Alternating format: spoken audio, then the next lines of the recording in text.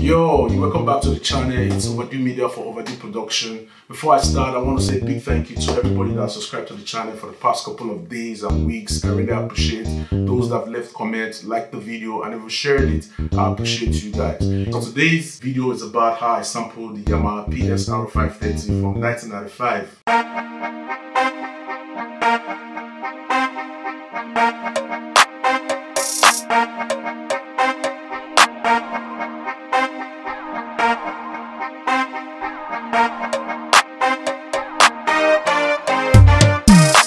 So what I did was I had the bass and the guitar together, and I had the brass and the violin together just to make the tracks not too much. So the first thing I did was to go for a tempo 112. I wanted a tempo that would just get you off your seat and make you want to shake your body, you know. So the first sample I did was to slice this bass, and I made a loop out of it.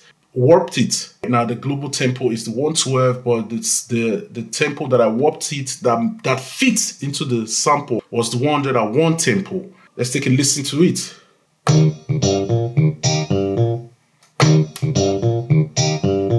So with that alone, because that was the first thing that hit my ears when I was listening to the sample from the styles on the keyboard. That was what actually got me inspired. So we'll go to the next track. The next track is the brass.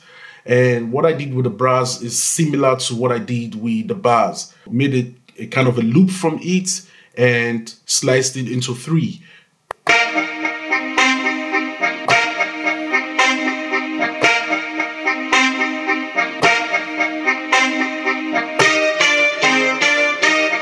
So that's what I did with the brass and the violin together.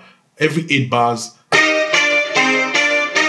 EQ, I added a 2-band EQ and reduced a little bit from the highs.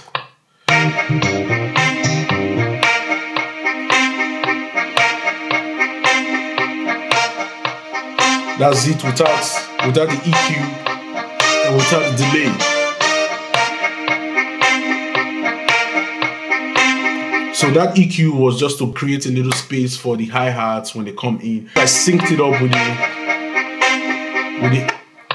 the analog delay, added a little bit of the wet and quantized it to the 4th note, and of course the feedback, just a little bit of space, and of course to make it sync. At this time I was already in the mood and know exactly the direction I was heading to. I added the agogo or cowbell and clap. You know, if you're trying to get the afrobeat, groove.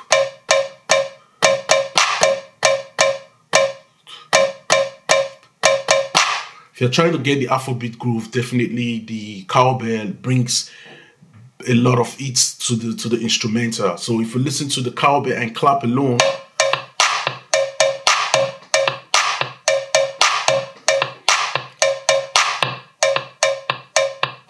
and every 4 bars, I kind of create these energy that brings in the next 4 bars.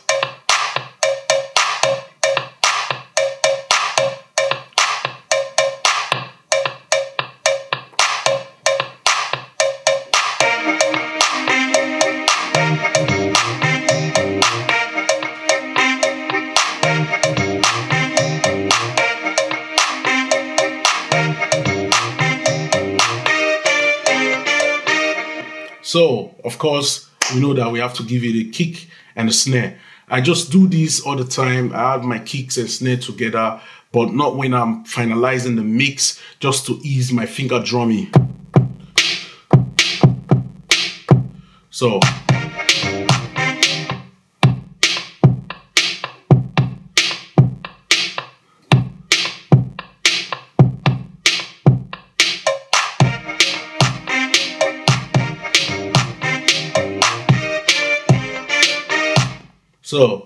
the next was the hi-hats.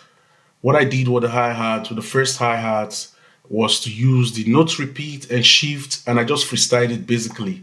But I was just, you know, putting my ears to the kind of way that will bring energy still on the instrumental.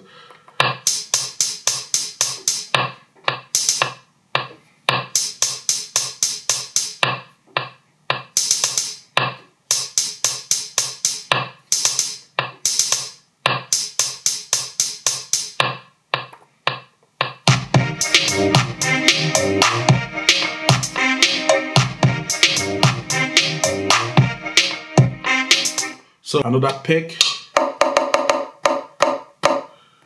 I added another peck. Let's listen to the peck.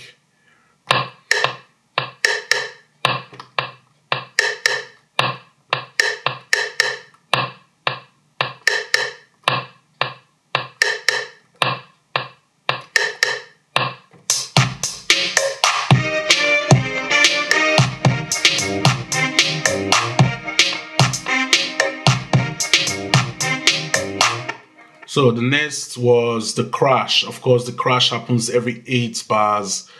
The rapid, that was the roll hi-hats.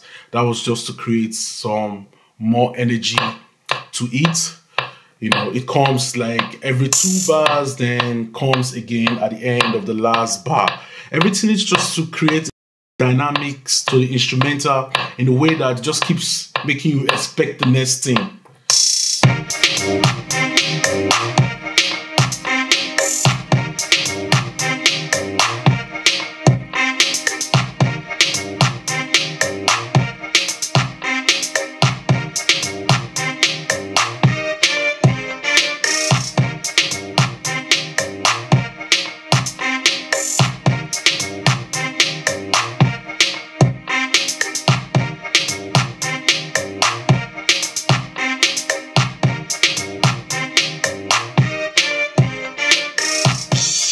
So at this point, the track was 95% finished.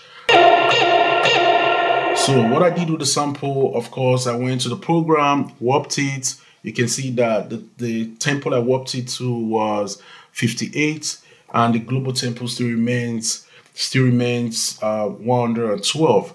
You know, tuned it because this was not the original sample. If I remove the warp, for instance,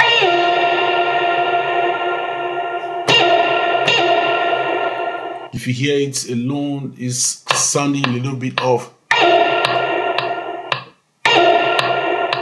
And together,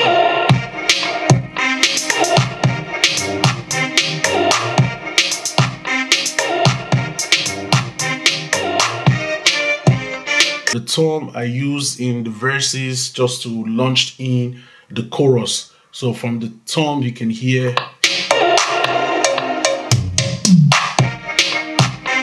it was quite easy.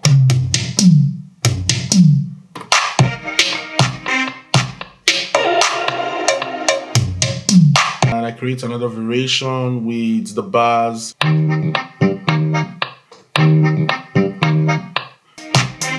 So that's basically the instrumental, and of course, song made from it, made the arrangement with the intro.